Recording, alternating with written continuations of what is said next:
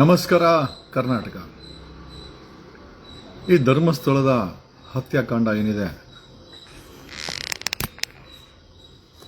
ಸತ್ಯ ಹೊರಗಡೆ ಬರಲೇಬೇಕು. ತುಂಬ ದೊಡ್ಡ ದೊಡ್ಡ ಚಾಲೆಂಜಸ್ಸು ಈ ಧರ್ಮಸ್ಥಳ ಹತ್ಯಾಕಾಂಡದ ತನಿಖೆ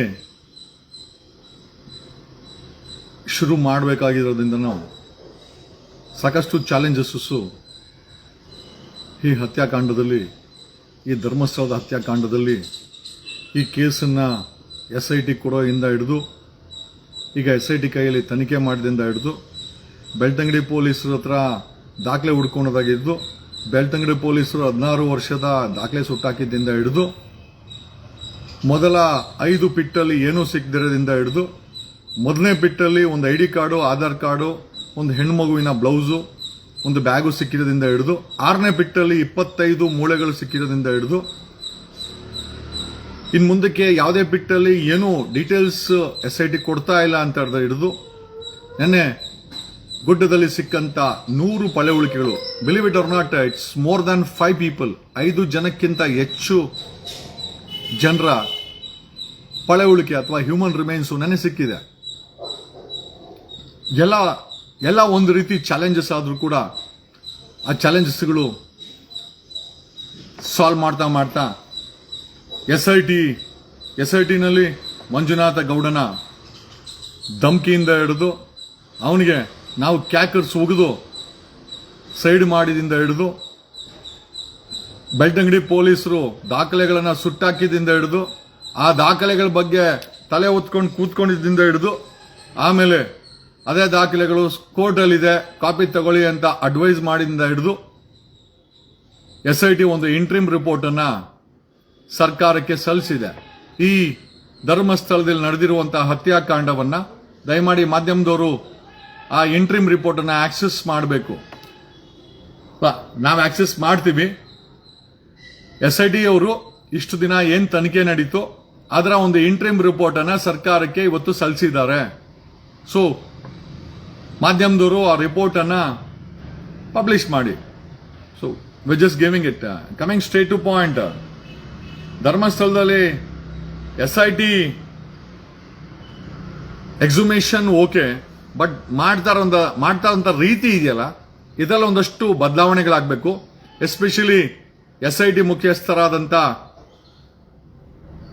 ಮೊಹಂತಿ ಅವ್ರಿಗೆ ಒಂದು ಸಣ್ಣ ಅಡ್ವೈಸು. ನಿಮ್ಗೆ ಅಡ್ವೈಸ್ ಮಾಡೋ ಅವಶ್ಯಕತೆ ಇಲ್ಲ ಅಂತ ಗೊತ್ತು, ಬಟ್ ಸ್ಟಿಲ್ ಮೊಹಂತಿ ಅವರೇ, ಒಂದಷ್ಟು ಬದಲಾವಣೆಗಳು ನಿಮ್ಮ ತನಿಖಾ ನೀತಿನಲ್ಲಿ ಆಗಲೇಬೇಕಾಗಿದೆ. ಅದನ್ನ ವಿತ್ ಎವಿಡೆನ್ಸ್ ನಿಮಗೆ ತೋರಿಸ್ತೀನಿ.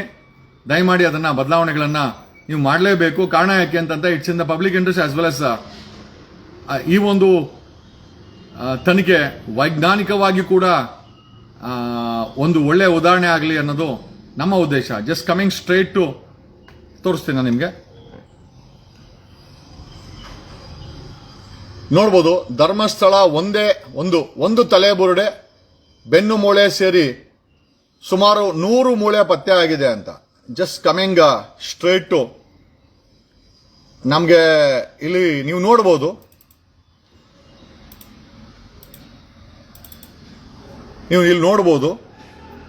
ನೋಡಿ ಇಲ್ಲಿ ಇದು ಪೊಲೀಸ್ ವ್ಯಾನು, ಪೊಲೀಸವರಲ್ಲಿ ನಿಂತ್ಕೊಂಡಿದ್ದಾರೆ. ಅಂದ್ರೆ is a part of team ಇರ್ಬೋದು. ಜೊತೆನಲ್ಲಿ ನೋಡ್ಬೋದು ಇಲ್ಲಿ ಒಂದು ಬಕೆಟ್ ಅಲ್ಲಿ, ಮತ್ತೆ ಬ್ರೀಫ್ ಕೇಸಲ್ಲಿ, ಮತ್ತೆ ಕೈಯಲ್ಲಿ ನೀವು ನೋಡ್ಬೋದು. ನೋಡ್ಬೋದು, ನಾನು SIT ಅವ್ರಿಗೆ ಕೇಳಿದೇನು ಅಂತಂದ್ರೆ, ಮೊಹಂತಿ ಅವರೇ, ಇಲ್ಲಿರುವಂತ ಯಾರೂ ಕೂಡ ಹ್ಯಾಂಡ್ ಗ್ಲೌಸ್ ಅನ್ನ ಹಾಕಿಲ್ಲ.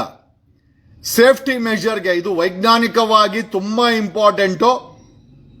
ಈ ವ್ಯಕ್ತಿಗಳ ಫಿಂಗರ್ ಪ್ರಿಂಟು ಐ ಥಿಂಕ್ ಮುಂದಿನ ತನಿಖೆನಲ್ಲಿ ಅಡ್ಡ ಆಗಬಾರದು ಅಂತಂದ್ರೆ, ಅಲ್ಲಿ ಯಾರ್ಯಾರು ಕಳೆ ಬರಗಳನ್ನ ತೆಗಿತಾ ಇದ್ದಾರೆ, ಒತ್ಕೊಂಡ್ಬರ್ತಾ ಇದ್ದಾರೆ, ಇವರುಗಳಿಗೆ ಇನ್ಮೇಲೆ PP ಕಿಟ್ ಅನ್ನ ದಯಮಾಡಿ ಸರ್ಕಾರ ಕೊಡಬೇಕು.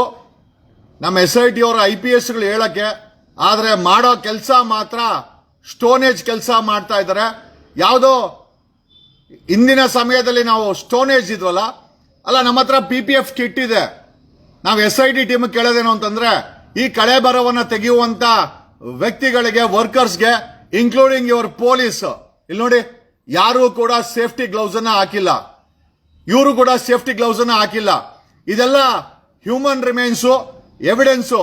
ನಾಳೆ ಇವರ ಫಿಂಗರ್ ಪ್ರಿಂಟು ಸಹ ಮುಂದಿನ ತನಿಖೆಯಲ್ಲಿ ಈ ಕೇಸ್ಗೆ ಅಡ್ಡ ಆಗಬಾರ್ದು ಅಂತಂದ್ರೆ ಇವ್ರುಗಳಿಗೆ, ಆಮೇಲೆ ಇದು ಪಳೆಯುಳಿಕೆ, ಇವ್ರುಗಳಿಗೆಲ್ಲ ಆಕ್ಚುಲಿ ನೀವು PPE ಕಿಟ್ ಅನ್ನ ಕೊಡಬೇಕು.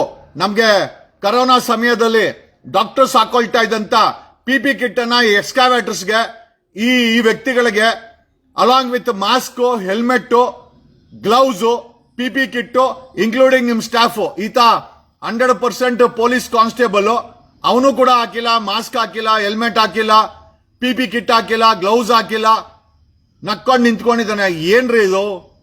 ವೈಜ್ಞಾನಿಕವಾಗಿ SIT ಅವರು ಸರ್ಕಾರದ ಬಳಿ ಇರುವಂತ ಸೇಫ್ಟಿ ಸ್ಟ್ಯಾಂಡರ್ಡ್ಸ್ ಅನ್ನ ಯಾಕೆ ಬಳಸ್ತಾ ಇಲ್ಲ? ಬಳಸಬೇಕಲ್ವಾ?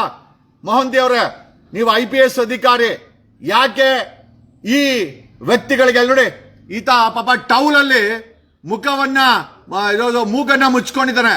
ಒಂದು ಅಟ್ಲೀಸ್ಟ್ ಮುಖಕ್ಕೆ ಬೇಕಾದಂತ ಅಟ್ಲೀಸ್ಟ್ ಏನೋ ಮಾಸ್ಕ್ ಅನ್ನು ಕೊಡಕ್ಕೆ ಯೋಗ್ಯತೆ ಇಲ್ಲ ಅಂದ್ಮೇಲೆ ಯಾವ ರೀತಿಯ ಸ್ಟೋನೇಜ್ ಏನೋ ತನಿಖೆಯನ್ನ ನೀವು ಮಾಡ್ತಾ ಇದ್ದೀರಾ?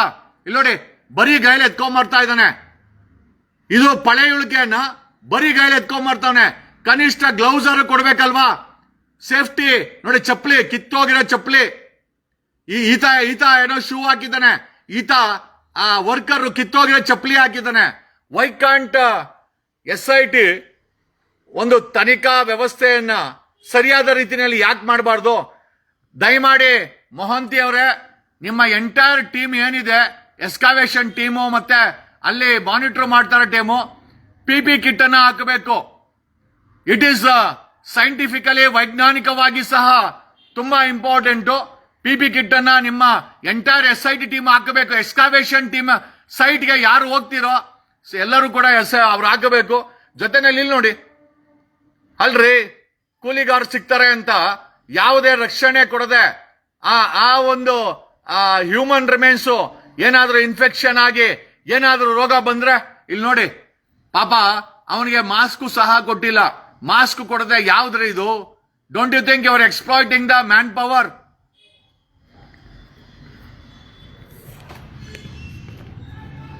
ನೀವು ಹೇಳ್ಬೋದು, ಏನು ಜಗದೀಶ್ ಅವರೇ ಎಂತಿಂತ ವಿಚಾರಗಳನ್ನು ಸಹ ನೀವು ಇಲ್ಲ. ಏನಾಗುತ್ತೆ ಅಂತಂದ್ರೆ, ಈಗ ನೋಡಿ, ಅವನ್ ಬರಿಗೈಯಲ್ಲಿ ಹ್ಯೂಮನ್ ಸ್ಕೆಲಿಟನ್, ರಿಕವರ್ಡ್ ಸ್ಕೆಲಿಟನ್ ಆ ವ್ಯಕ್ತಿ ಬರಿಗೈಲಿ ತೊಗೊಂಡೋಗ್ತಾ ಇದ್ದಾನೆ. ಕಾಲಲ್ಲಿ ಕಿತ್ತೋಗಿರೋ ಚಪ್ಪಲಿ, ಮೂಗುಗೆ ಏನೋ ಟೌಲನ್ನ ಹಾಕೊಂಡಿದ್ದಾನೆ. 10 ರೂಪಾಯಿ ಒಂದು ಮಾಸ್ಕ್. ಆಮೇಲೆ ಇವರ ಹ್ಯೂಮನ್ ರಿಮೈನ್ಸ್ ಅಂತ ಇವ್ರ ಕೂದಲುಗಳು ಸಹ ಆ ಒಂದು ಇವರ ಫಿಂಗರ್ ಪ್ರಿಂಟ್ಸ್ ಆಗಿರ್ಬೋದು, ಇವ್ರ ಕೂದಲಾಗಿರ್ಬೋದು, ಇವ್ರ ಬೆವರಾಗಿರ್ಬೋದು, ಫಾರೆನ್ಸಿಕ್ ಹೋಗ್ತಾ ಇರೋಂತ ಮೆಟೀರಿಯಲ್ಸ್ ಗಳಿಗೆ ಬಿದ್ದರೆ ಖಂಡಿತವಾಗಿ ಇವ್ರಿಗೆಲ್ಲ PPE ಕಿಟ್ ಅನ್ನ ಕೊಡಬೇಕು, ಸೇಫ್ಟಿ ಗ್ಲೌಸ್ ಅನ್ನ ಕೊಡಬೇಕು, ಶೂಸ್ ಅನ್ನ ಕೊಡಬೇಕು, ಮಾಸ್ಕ್ ಅನ್ನ ಕೊಡಬೇಕು. ಕಂಪಲ್ಸರಿ ಎಲ್ಲರೂ ಗ್ಲೌಸ್ ಹಾಕಿರ್ಲೇಬೇಕು. ಈ ಎಲ್ಲಾ ಸುರಕ್ಷಾ ಸಾಧನಗಳನ್ನ SIT ಅವರು ಬಳಸಬೇಕು, ತಾವೋ ಬಳಸಬೇಕು. ಅಲ್ಲಿ ಎಕ್ಸ್ಕವೇಷನ್ ಮಾಡ್ತಾರಂತ ವ್ಯಕ್ತಿಗಳಿಗೆ ಬಳಸಿದ್ರೆ ಮುಂದಿನ ತನಿಖೆಗೆ ಇದು ತೊಂದರೆ ಆಗಬಾರ್ದು. ಈಗ ಅವನ್ ಕೈಲಿ ಹಿಡ್ಕೊಂಡಿದ್ದಾನೆ, ಕೈಲಿ ಎತ್ತಾ ಇದ್ದಾನೆ ವಿತೌಟ್, ಈಗ ಬ್ರೀಫ್ ಕೇಸ್ ಅನ್ನ ಹಿಡ್ಕೊಂಡ್ ಬಂದಿರೋಂತ ವ್ಯಕ್ತಿ ಅಲ್ಲಿ ಕಳೆ ಬರಗಳನ್ನು ಏನೋ ನೇಕಡ್ ಹ್ಯಾಂಡ್ಸ್ ಅಲ್ಲೇ ತೆಗೆದಿರ್ತಾನೆ ಅಲ್ವಾ? 100% ನೀವು ನೇಕಡ್ ಹ್ಯಾಂಡ್, ಯಾಕಂದ್ರೆ ನಿಮ್ಗೆ ಗ್ಲೌಸ್ ಕೂಡ ಯೋಗ್ಯತೆನೂ ಇಲ್ಲ ಅಂದ್ಮೇಲೆ ಈ ಎಕ್ಸ್ಕಾವೇಷನ್ ಯಾಕೆ ಮಾಡ್ತಾ ಇದ್ದೀರಾ? ಸೇಫ್ಟಿ ಸ್ಟ್ಯಾಂಡರ್ಡ್ಸ್ ನ, ಎಕ್ಸುಮೇಷನ್ಗೆ ಸೇಫ್ಟಿ, ಮೆಡಿಕಲ್ ಸೇಫ್ಟಿ ಸ್ಟ್ಯಾಂಡರ್ಡ್ಸ್ ನ ನೀವು ಕೈಲಿ ಮೇಂಟೈನ್ ಮಾಡಕ್ಕಾಗಲ್ಲ ಅಂದ್ರೆ ಯಾವ ಸೀಮೆ SIT ನೀವು ಯಾಕೆ ಈ ರೀತಿ ಎಲ್ಲ ಮಾಡ್ತೀರಾ? ಸೀರಿಯಸ್ಲಿ. ಆಮೇಲೆ ನೆನ್ನೆ ಹೆಚ್ಚು ಕಡಿಮೆ 100 ಬೋನ್ಸ್, ಹ್ಯೂಮನ್ ರಿಮೈನ್ಸ್, ಒಂದು ಸ್ಕಲ್ಲು, ಹೆಚ್ಚು ಕಡಿಮೆ 5 ವ್ಯಕ್ತಿಗಳ ಕಳೆಬರ ನೆನ್ನೆ ರಿಕವರಿ ಆಗಿದೆ. SIT ಅವರು ಎಕ್ಸುಮೇಷನ್ ಅಲ್ಲಿ ರಿಕವರಿ ಮಾಡಿದ್ದಾರೆ. ನಾವು ಪದೇ ಹೇಳ್ತಾ ಇದೀವಿ, ಟೆಕ್ನಾಲಜಿಯನ್ನ ಬಳಸಿ, ಗ್ರೌಂಡ್ ಸ್ಕ್ಯಾನರ್ಸ್ ಅನ್ನ ಬಳಸಿ ಹೆಚ್ಚಿನ ಪಳೆಯುಳಿಕೆ ಸಿಗುತ್ತೆ ಅಂತ ಹೇಳ್ತಾ ಇದೀವಿ. There is no sign of ground penetrating ಸ್ಕ್ಯಾನರ್ಗಳನ್ನ ಬಳಸುವಂತ ಯಾವುದೇ ಸೈನ್ಗಳು ಕಾಣ್ತಾ ಇಲ್ಲ. ಮೋಸ್ಟ್ಲಿ SIT ಅವರಿಗೆ, ಸರ್ಕಾರಕ್ಕೆ ಭಯ ಅನ್ಸುತ್ತೆ. ಸ್ಕ್ಯಾನರ್ ಬಳಸಿದ್ರೆ ಅಲ್ಲಿರೋ ಬರ ಹ್ಯೂಮನ್ ರಿಮೈನ್ಸ್ ಎಲ್ಲ ಸಿಕ್ಕಾಕೊಳ್ಳುತ್ತೆ, ನಮ್ಗೆ ದೊಡ್ಡ ತಲೆನೋವು ಆಗುತ್ತೆ ಅಂತ ಸರ್ಕಾರ ಮತ್ತೆ SIT ಅವರು ಗ್ರೌಂಡ್ ಸ್ಕ್ಯಾನರ್ ಗಳನ್ನ ಬಳಸ್ತಾ ಇಲ್ಲ. ವಿಚಾರ ಏನೇ ಇರಲಿ, but people are watching you. ದಯಮಾಡಿ ಅಲ್ಲಿ ಹೋಗುವಂತ ವ್ಯಕ್ತಿಗಳು SIT ಅವರು, ಎಸ್ಪೆಷಲಿ SIT ಅವರು, ಅಲ್ಲಿ ಎಕ್ಸ್ಕಾವೇಷನ್ ಮಾಡುವಂತ ಫೀಲ್ಡ್ ಟೀಮು ಎಲ್ಲರೂ ಕೂಡ, ಯಾಕೆ PP ಕಿಟ್ ಇಲ್ವಾ? ನಾವು ಕಲ್ಸ್ಕೊಡೋಣ, ಒಂದು 30 ಜನಕ್ಕೆ PP ಕಿಟ್ ಅನ್ನ ಕಲ್ಸ್ಕೊಡೋಣ, ಮಾಸ್ಕ್ ನ ಕಲ್ಸ್ಕೊಡೋಣ. ನಾವು we will donate it to SIT and excavation team. ಒಂದು 50 ಸೆಟ್ PP ಕಿಟ್ ಅನ್ನ ಕಲ್ಸ್ಕೊಡೋಣ. ನಾವೇ ದಾನ ಧರ್ಮ ಮಾಡ್ತೀವಿ. ಯಾಕಂದ್ರೆ ನೀವು ಹಾಕೋಣಲ್ಲ, ಒಂದು ವೈಜ್ಞಾನಿಕವಾದಂತ ಅಪ್ರೋಚೇ ಇಲ್ಲ. ಈ SIT ತನಿಖೆ ಏನ್ ಮಾಡ್ತಾ ಇದ್ದೀರಾ, ಎಕ್ಸ್ಕಾವೇಷನ್, ವೈಜ್ಞಾನಿಕವಾದಂತ ಅಪ್ರೋಚೇ ಇಲ್ಲ. ಬರಿಗೈಯಲ್ಲಿ ಮಾಸ್ಕ್ ಹಾಕೋಣಲ್ಲ, ಟೌಲ್ ಸುತ್ಕೊಂಡು, ಯಾವ ಸೀಮೆ, ಯಾವ್ದೋ ಸ್ಟೋನ್ ಏಜ್ ಅಲ್ಲಿ ಇದ್ದಂಗಿಲ್ವಾ ನೀವು? ಕಣಕ್ಕೆ IPS, ನಿಮ್ಗೆ ಇಂಪೋರ್ಟೆಡ್ ಕಾರು, ನಿಮ್ಗೊಂದು 15 ಜನ ಕೆಲಸಗಾರರು, ಸಲ್ಯೂಟ್ಗಳು, ಮೈ ಎಲ್ಲ ಬೇಕು ನಿಮ್ಗೆ. ಒಂದು 1.5-2 ಲಕ್ಷ ರೂಪಾಯಿ ಮೊಬೈಲ್ಗಳು ಬೇಕು ನೀವು ಮಾತಾಡಕ್ಕೆ, ಕಿಸಿಯಕ್ಕೆ. ಅಲ್ಲಿ ಸ್ಟೋನ್ ಏಜ್ ಅವ್ರ ತರ ಗ್ಲೌಸ್ ಇಲ್ಲ, ಸೇಫ್ಟಿ ಮೆಜರ್ಮೆಂಟ್ಸ್ ಇಲ್ಲ, ಹೆಲ್ಮೆಟ್ ಇಲ್ಲ. ಏನಕ್ಕೆ ಹಾಕೋಣದ ಅದೆಲ್ಲ? ಅವ್ನ್ ಕೂದಲು ಅದಕ್ಕೆ ಬೀಳ್ತದೆ, ಫಾರೆನ್ಸಿಕ್ ಹೋಗುತ್ತೆ, ಅದನ್ನು ಅವ್ರಿಗೆ ಅವಾಗ ಎಕ್ಸಾಮಿನೇಷನ್ ಮಾಡ್ತಾರೆ.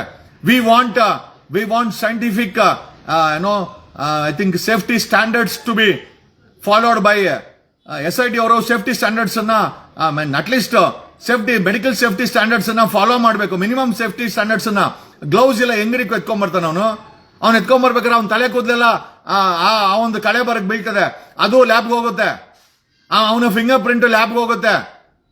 ತನಿಖೆನ ದಿಕ್ತಪ್ಸುವಂತ ಕೆಲಸ ಮಾಡ್ತಾ ಇದ್ದೀರಲ್ಲ.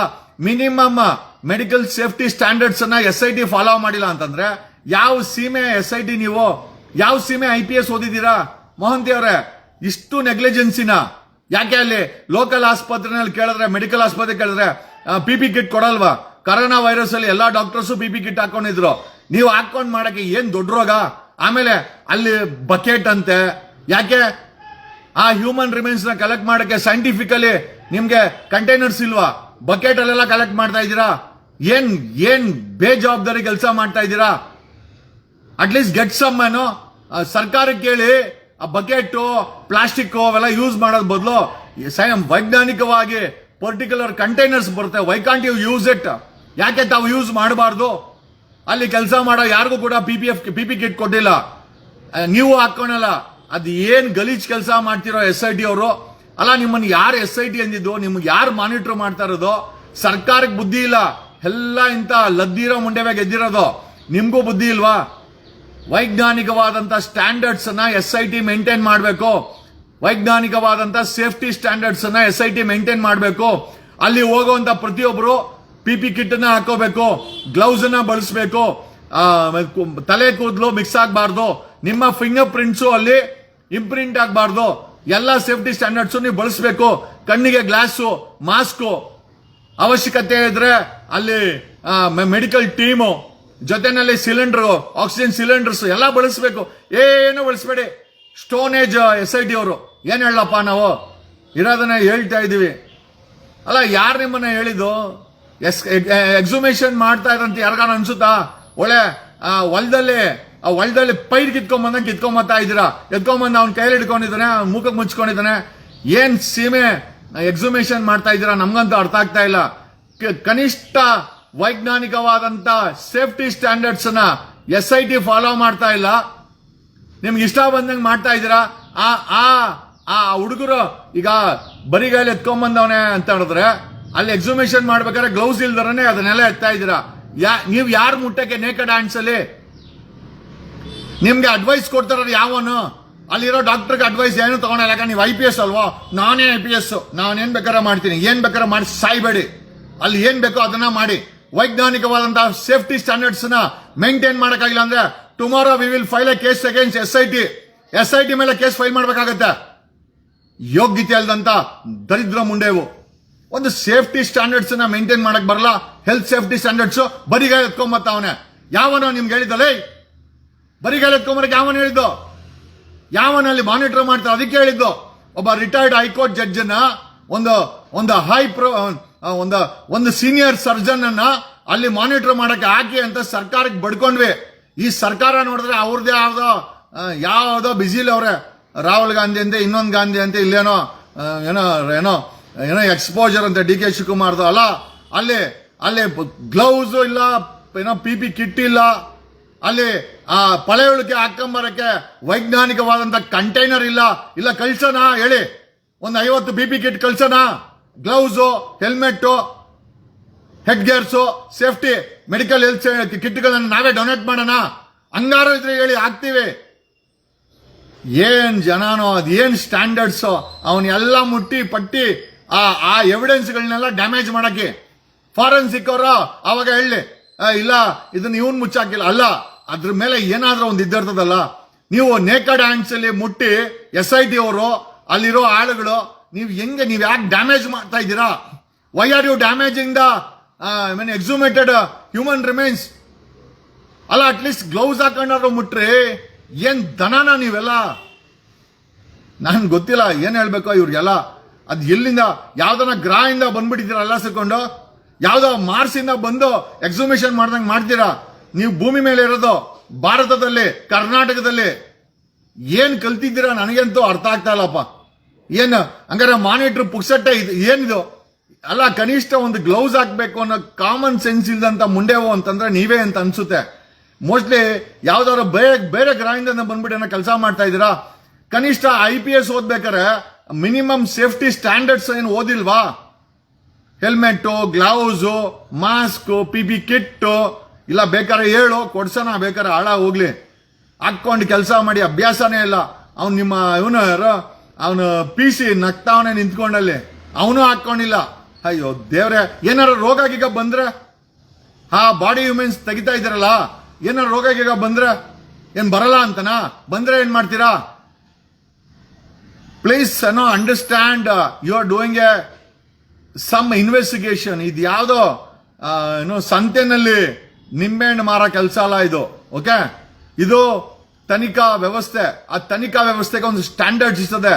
ಈ ತನಿಖೆ SIT ಅಂತ ಹೇಳೋದು ಬಿಟ್ರೆ ಮಿಕ್ಕಿದ್ದೆಲ್ಲ ನೀವು ಮಾಡ್ತಾ ಇರೋದು ಸ್ಟೋನೇಜ್ ಅಲ್ಲಿ ಮಾಡ್ತಾ ಇದ್ದೀರಲ್ಲ. ಸ್ಟೋನೇಜ್ SIT ಅಂತ ಹೇಳ್ಬೇಕು. ಏನೋ ತಿಂದಿನಿ, ಏನೋ ಕನಿಷ್ಠ ಗ್ಲೌಸ್ ಹಾಕೋಣಲ್ಲ, ಮಾಸ್ಕ್ ಹಾಕಲ್ಲ. ಓಕೆ, ಅಟ್ಲೀಸ್ಟ್ ಅಷ್ಟಾರು ಕೊಡ್ಬೋದಲ್ಲ. ಬೂಟ್ ಇಲ್ಲ ಅವ್ರಿಗೆ, ಪಿ ಕಿಟ್ ಇಲ್ಲ. ಏನ್ರ ಮಾಡ್ತೀರಾ? ಸರ್ಕಾರ, ಸಿದ್ದರಾಮಯ್ಯ ಸರ್ಕಾರ ಪಿ ಕಿಟ್ ಕೊಡಿ ಅವ್ರಿಗೆ. ಸರ್ಕಾರ ಗ್ಲೌಸ್ಗೆಲ್ಲ ಸ್ಯಾಂಕ್ಷನ್ಸ್ ಕೊಡಿ. ಅವ್ರು ಬರಿಗೈಲಿ ಎತ್ಕೊಂಬತ್ತವ್ರೆ, ಇರೋದನ್ನೆಲ್ಲ ಹಾಳು ಮಾಡಿರ್ತಾರೆ. ಈ SIT ಅಂಡ್ ಅವ್ರ ಇನ್ವೆಸ್ಟಿಗೇಷನ್ ಆ ದೇವರೇ ಬಲ್ಲಾಗುರು. Thank you. ನಿಮ್ಮನ್ನು ಯಾವನೋ SIT ಅಂತಾರೆ? ಒಳ್ಳೆ ಸ್ಟೋನೇಜ್ ವ್ಯಕ್ತಿಗಳಿದ್ದಂಗೆ ಇದ್ದೀರಾ. ಯಾವ್ದೋ ಗ್ರಹದಿಂದ ಬಂದು ಕೆಲಸ ಮಾಡ್ತಾರ, ಮಾತಾಡ್ತಾ ಇದ್ದೀರಾ. ಬೈಯಂಗಿಲ್ಲ, ಸುಮ್ನೆ ಇರಂಗಿಲ್ಲ ನಿಮ್ಮನ್ನ. ಆ ಬೆಲ್ಟ್ ಅಂಗಡಿ ನೋಡಿದ್ರೆ ಸುಟ್ಟಾಕವ್ರೆ, ಅವ್ನ್ ಮಂಜುನಾಥ್ ನೋಡಿದ್ರೆ ಧಮ್ಕಿ ಹಾಕ್ತಾನೆ, ನೀವು ನೋಡಿದ್ರೆ ಕಳೆ ಬರಗಳನ್ನ ಬರಿಗೈಲಿ ಎತ್ಕೊಂಬತ್ತೀರಾ. ಆ ಮುಖ ಏನೋ ಇದು ಹ್ಯೂಮನ್ ರಿಸೋರ್ಸ್ ಇಷ್ಟು ಮಟ್ಟಿಗೆ ಎಕ್ಸ್ಪ್ಲಾಯ್ಟ್ ಮಾಡ್ತಾರಾ? ಓಡಾಡಕ್ ಮಾತ್ರ AC ಕಾರ್ಗಳು IPS ಅಧಿಕಾರಿಗಳಿಗೆ. ಮಂಜುನಾಥನ್ ಗೌಡನ್ಗೆ ಅವ್ನಿಗೆ ಎಳ್ಳೆಳ್ಳು ಮೊಬೈಲು. ಇಲ್ಲಿ ನೋಡಿದ್ರೆ ನೀವು ಮಾಡ್ತಾರ ಕೆಲಸ ನೋಡಿದ್ರೆ ವೈ